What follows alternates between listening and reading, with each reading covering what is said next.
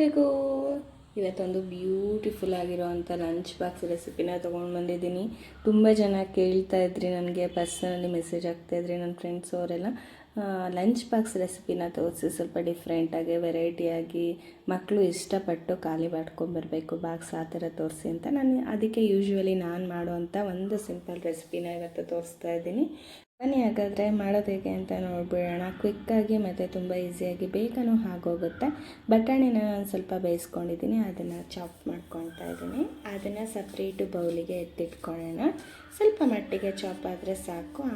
ಮತ್ತು ಈಗ ನಾನು ಕಾರ್ನ ತೊಗೊಂಡಿದ್ದೀನಿ. ಕಾರ್ನ್ ಅಂದರೆ ಯಾರಿಗೆ ಇಷ್ಟ ಆಗಲ್ಲ ಹೇಳಿ, ಎಲ್ಲ ಮಕ್ಕಳಿಗೂ ತುಂಬ ಇಷ್ಟಪಡುವಂಥ ಒಂದು ವೆಜಿಟೇಬಲ್ ಅಂತ ಅಂದರೆ ಕಾರ್ನ್ ಅಂತಲೇ ಹೇಳ್ಬೋದು. ಸೊ ಡೈಲಿ ಬಾಕ್ಸಿಗೆ ಹಾಕಿ ಕಳಿಸಿದ್ರು ಕಾರ್ನ್ ಖಾಲಿ ಮಾಡ್ಕೊಂಡು ಬರ್ತಾರೆ. ಕಾರ್ನ ಸ್ವಲ್ಪ ಮಟ್ಟಿಗೆ ಚಾಪ್ ಮಾಡ್ಕೊಂಡಿದ್ದೀನಿ. ಹಾಗೆ ಮೆಣಸಿನ್ಕಾಯಿನ ಹೆಚ್ಕೊಂಡಿದ್ದೀನಿ. ಹಾಗೆ ಈರುಳ್ಳಿ ಮತ್ತು ಟೊಮೊಟೊನ ಒಳಗಡೆ ಬೀಜ ಎಲ್ಲ ತೆಗೆದುಬಿಟ್ಟು ಮೇಲ್ಗಡೆ ಆ ಲೇಯರ್ನ ಮಾತ್ರ ಚಿಕ್ಕದಾಗಿ ಹೆಚ್ಕೊಂಡಿದ್ದೀನಿ. ಬೀಜ ಎಲ್ಲ ಹಾಕ್ಬಿಟ್ರೆ ಏನಾಗುತ್ತೆ, ಅದು ತುಂಬ ಮೆತ್ತಗಾಗೋಗ್ಬಿಡುತ್ತೆ, ಫಿಲ್ಲಿಂಗ್ ಮಾಡ್ಕೊಳಕ್ಕೆ ಬರಲ್ಲ. ಹಾಗೆ ನಾನು ಪನ್ನೀರನ್ನ ತೊಗೊಂಡಿದ್ದೀನಿ. ಪನ್ನೀರನ್ನ ಸ್ವಲ್ಪ ಎಲ್ಲ ಕೈಯಲ್ಲೇ ಸ್ಮ್ಯಾಶ್ ಮಾಡ್ಕೊಂಡಿದ್ದೀನಿ ಚೆನ್ನಾಗಿ. ಈಗ ಇದೆಲ್ಲ ಇಂಗ್ರೀಡಿಯೆಂಟ್ಸ್ನ ಮಿಕ್ಸ್ ಮಾಡ್ಕೊಳ್ಳೋಣ. ಸ್ಪೂನಲ್ಲಿ ಮಿಕ್ಸ್ ಮಾಡಿದ್ರೆ ನನಗೆ ಅದು ಸ್ಯಾಟಿಸ್ಫೈ ಇರಲ್ಲ, ಹಾಗಾಗಿ ನಾನು ಕೈಯಲ್ಲೇ ಸ್ವಲ್ಪ ಅದನ್ನೆಲ್ಲನೂ ಸ್ಮ್ಯಾಶ್ ಮಾಡ್ಕೊತ ಮಿಕ್ಸ್ ಮಾಡ್ಕೊತೀನಿ. ಆಲ್ಮೋಸ್ಟ್ ಇದು ರೆಡಿ ಆಗಿದೆ. ಈಗ ನಾವು ಚಪಾತಿನ ಹಿಟ್ಟನ್ನು ರೆಡಿ ಮಾಡ್ಕೊಳ್ಳೋಣ. ಚಪಾತಿ ಹಿಟ್ಟು ಮಾಮೂಲಿ ನಾವು ಚಪಾತಿ ಉದ್ದುವಾಗೆಲ್ಲ ಯಾವ ಅದಕ್ಕೆ ಕಲಿಸ್ಕೊಳ್ತೀವೋ ಅದೇ ಅದಕ್ಕೆ ಕಲಿಸ್ಕೊಂಡ್ರೆ ಸಾಕಾಗತ್ತೆ.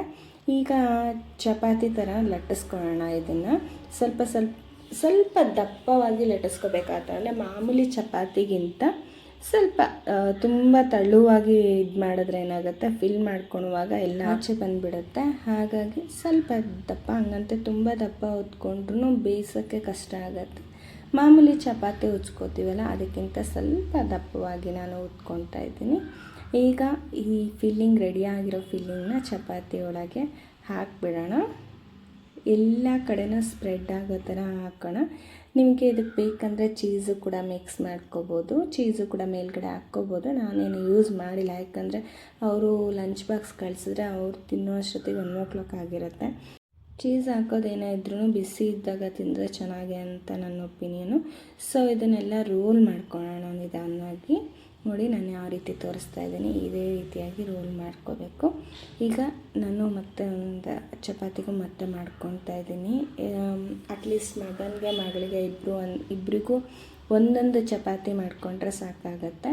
ಸೊ ಒಂದು ಚಪಾತಿಯಲ್ಲಿ ನಮಗೊಂದು 5ರಿಂದ 6 ಲೇಸಷ್ಟು ಸಿಗುತ್ತೆ. ಅದು ಅವರಿಗೆ ಆ ಮಕ್ಕಳಿಗೆ ಅಷ್ಟು ಫುಡ್ ಸಾಕಾಗತ್ತೆ ಅಂತ ನನ್ನ ಒಪಿನಿಯನ್. ಯಾಕಂದರೆ ಅದರಲ್ಲೆಲ್ಲ ಪ್ರೋಟೀನ್ ಇರೋವಂಥ ಅಂಶನೆಲ್ಲ ಫಿಲ್ ಮಾಡಿರೋದ್ರಿಂದ ಅದು ಸ್ವಲ್ಪ ಹೆವಿ ಅನಿಸುತ್ತೆ ಅವರಿಗೆ.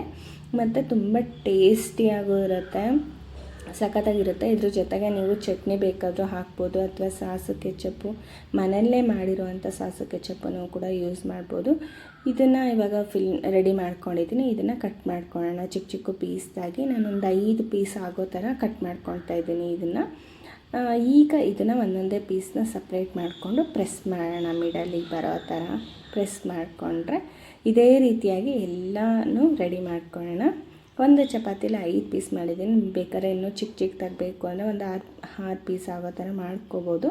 ಬಟ್ ಇಷ್ಟು ಸಾಕಾಗತ್ತೆ. ನಾನು ಇದನ್ನು ಯಾವಾಗಲೂ ಮಾಡ್ತೀನಿ, ಬಟ್ ನಾನು ಇದೇ ರೀತಿಯಲ್ಲೇ ಮಾಡೋದು. 5 ಪೀಸೇ ಕಟ್ ಮಾಡೋದು. 6 ಕಟ್ ಮಾಡಿದ್ರೆ ಅದೊಂದು ಸ್ವಲ್ಪ ನನಗೆ ತುಂಬ ತಿಕ್ಕಾಗಿ ಬರೋದ್ರಿಂದ ವೆಜಿಟೇಬಲ್ಸ್ ಎಲ್ಲ ಹೊರಗೆ ಬರುತ್ತೆ.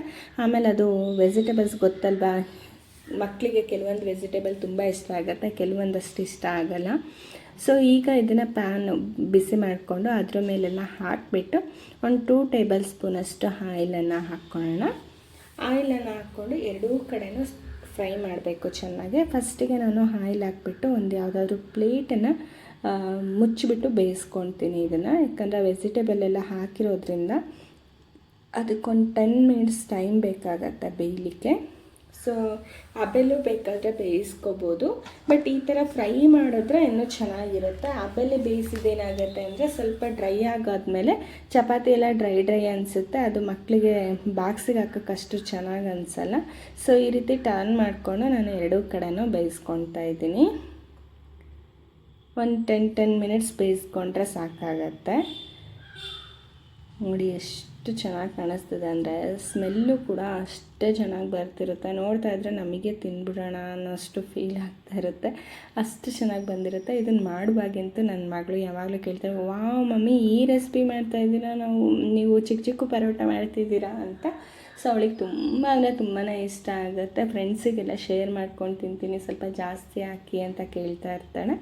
ತುಂಬ ಟೈಮೂ ಏನು ಹಿಡಿಯಲ್ಲ, ಹಾಗೆ ಮಕ್ಕಳಿಗೆ ಹೆಲ್ದಿಯಾಗಿ ಏನೋ ಕೊಡ್ತಾಯಿದ್ದೀವಿ ಅನ್ನೋ ಒಂದು ಸ್ಯಾಟಿಸ್ಫೈ ಇರುತ್ತೆ. ನಾನು ಕೆಚಪ್ಪನ್ನು ಮನೆಯಲ್ಲೇ ಮಾಡಿ ಇಟ್ಕೊಂಡಿರ್ತೀನಿ.